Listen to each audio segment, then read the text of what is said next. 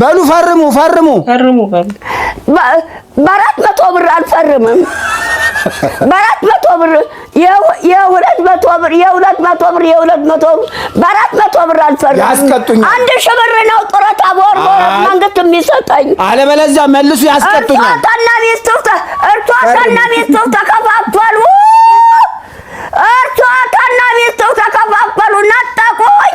ደሞ ፈርሙ። ካልፈረሙ ይሄንንም ወስደዋለሁ። ውጣ ሂድ እባክህ ሌባ፣ ውጣ ሂድ ሌባ፣ ውጣ ሂድ ሌባ። ያ ሁሉ ምርቃት ገደል ገባ። ውጣ ሂድ ሌባ። ነጠቁኝ፣ ቀሙኝ። ወይ ጊድ 400 ብር 400 ብር የጡረታ 400 ብር ብቻ ሊያስጉሪ 400 ብር የጡረታ 400 ብር ብቻ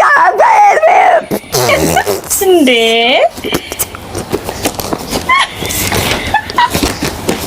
ታገሉት እኮ 400 ብር ብቻ የጡረታ 400 ብር ብቻ ተሰበረ። አምጡ በቃ እንዴ! አምጡ በቃ በስነ ስርዓት ፈርሙ እንዴ! የጡረታ 400 ብር ብቻ ተሰበረ። ጣቴ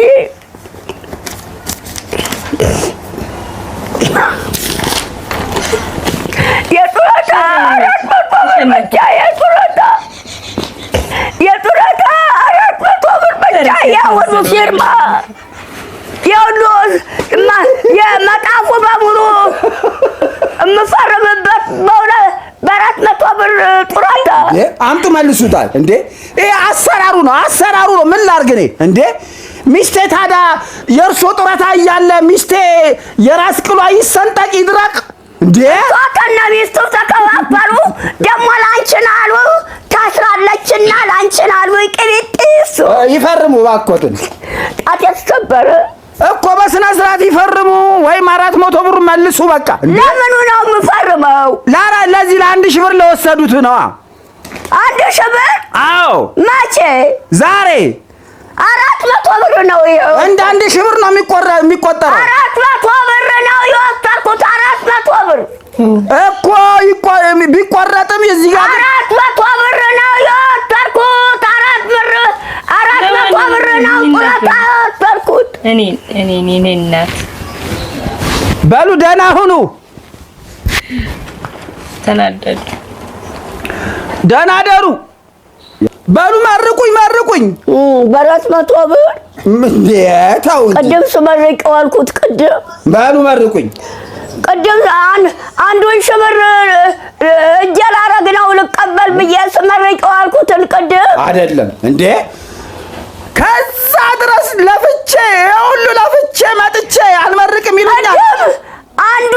አንድ ሺህ ብር ጡረታ ልቀበል ነው ብዬ ቅድም ስመርቀው አልኩትን። እሺ ተከታታዮች መጥቻለሁ ማለት ነው። በኮሜንት ባትኮምቱ መጥፎ ነገር ጥሩ ነው። እኔ ደግሞ ምንም አልተናገርኩም። አንዲት ምን አለች እኮ ሀገሯ መኪና ሲመጣባት የምትሸሽ ሴትዮ ነበረኝ። ቆማሽ ጠብቂ ውሃ አንጀትሽን በቂጥሽ ወልቅልሻል። ጥንባታ የማይሸሻል እንደ መኪና ሲመጣበት እና እንዲህ ያለ ነገር ባትናገሩና ሰውን ተሳዳቢ ባታረጉ ጥሩ ነው።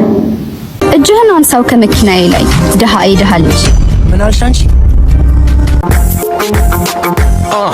ተደናገር ጠፋይ ዘዴ በላ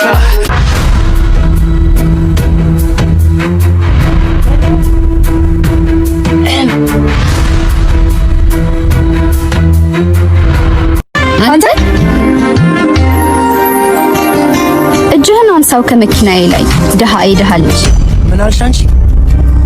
ደሃ ልጅ ነው ያለችው። ምን ነው ደበረ እንዴ? አፍ ሲከፈት ጭንቅላት ይታያል የሚለውን አባባል በእናንተ አረጋግጡ። ድሮም ደሃና ተረት ባክሽ ከነዚህ ጋር ወርደሽ አታውሪ። ነይ እንሂድ።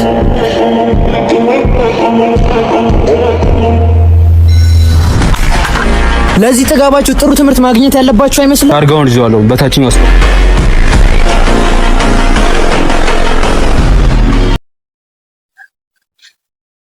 መጨረሻውስ